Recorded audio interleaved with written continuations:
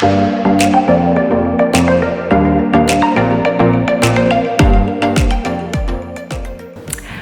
it's Jennifer Harding Marlin, a citizenship and residency attorney.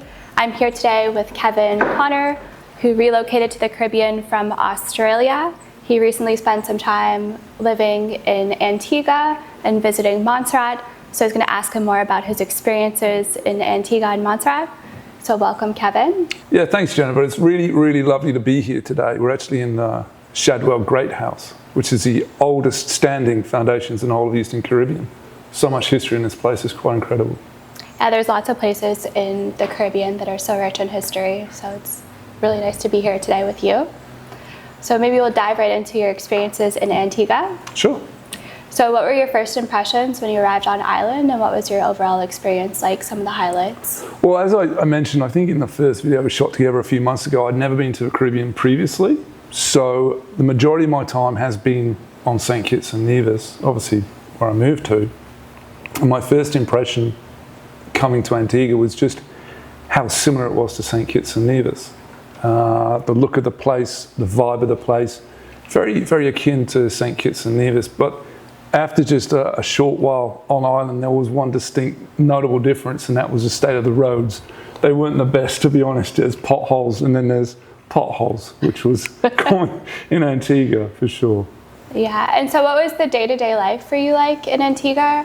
Well, the day-to-day life for me in Antigua was one full of gratitude. I was staying in a very nice place in Jolly Harbour, a very common, I would say densely populated, but a common destination for outsiders of Antigua, Barbuda to stay at. And each morning I had maybe a 10-15 metre walk to be out into the ocean and the water, and there was literally nobody else there. I mean, the time of year I was there was April, I believe, and just picture postcard perfect, just beautiful.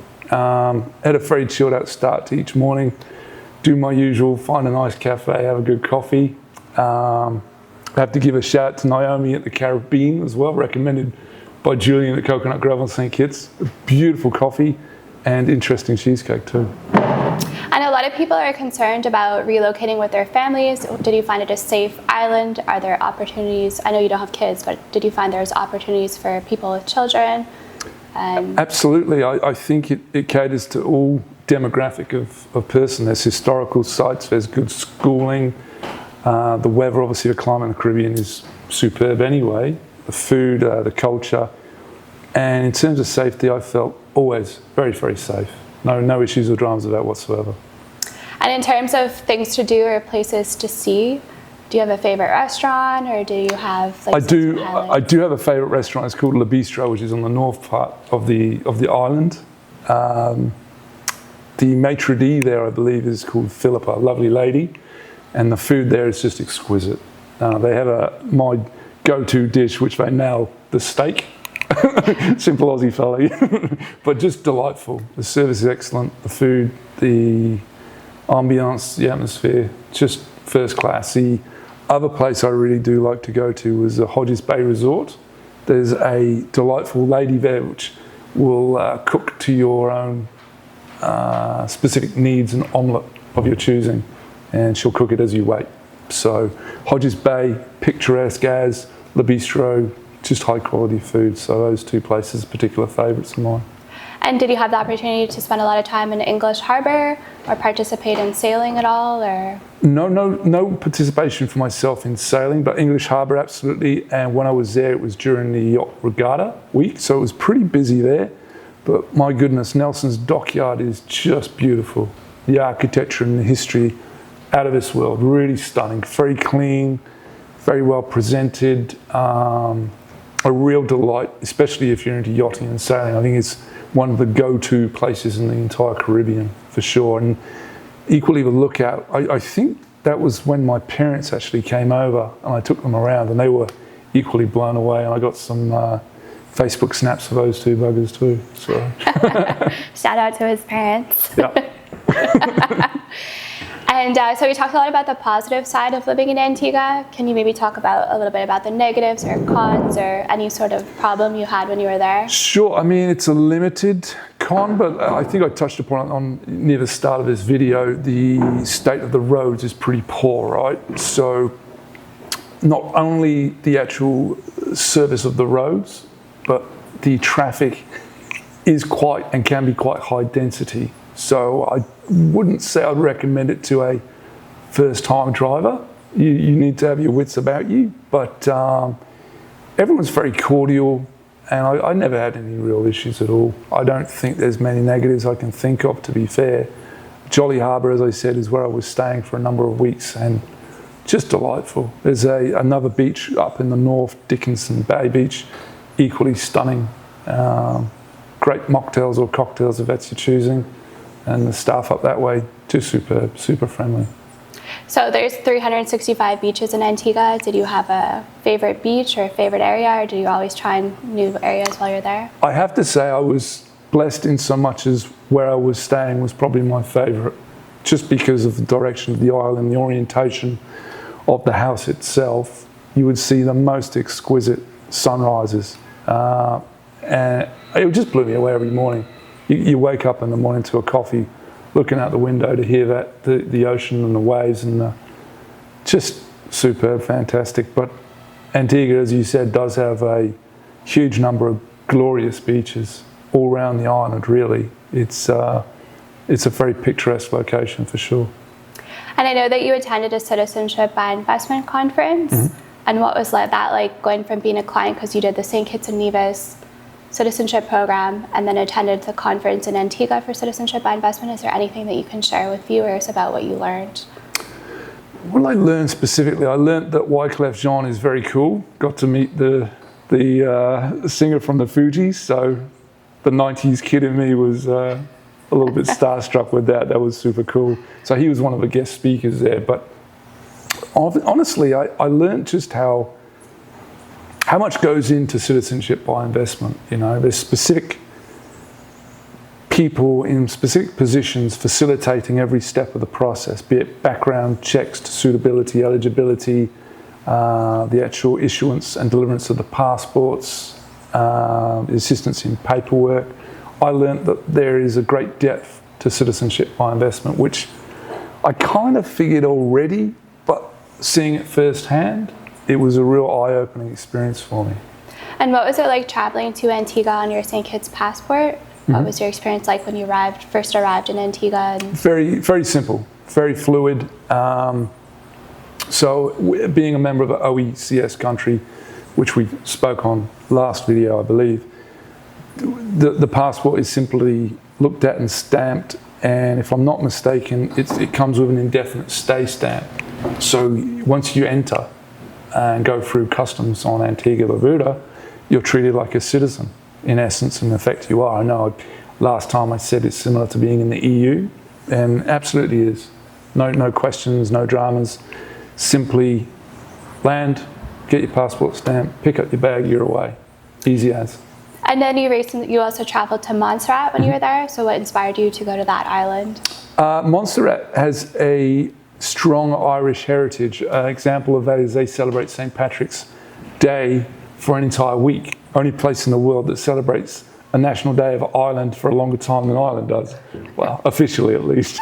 But it's just such a unique place. Montserrat it's been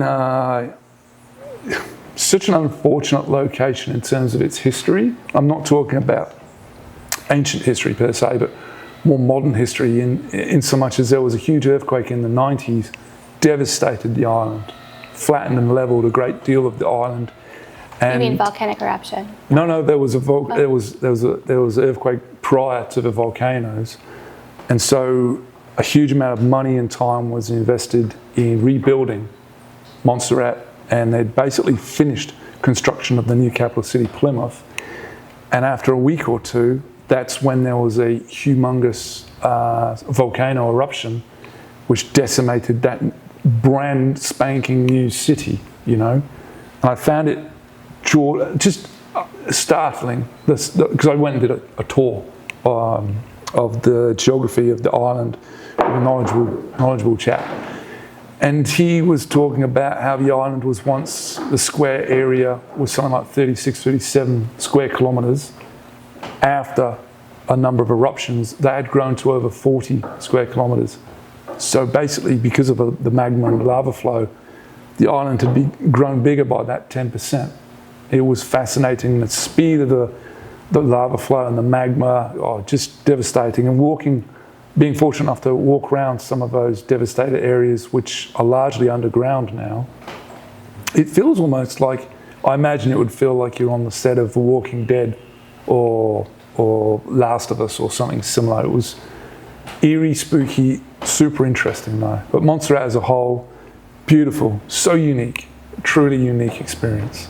Mm-hmm. And so I know they do have a rich music history. Mm-hmm. Were you able to go to certain locations that touched on the music industry? Maybe you could talk a little bit about that. Sure. So you're right. I was fortunate enough to stay in Paul McCartney's former residence, and there were photographs on the wall of Paul McCartney, and sometimes Stevie Wonder was present as well.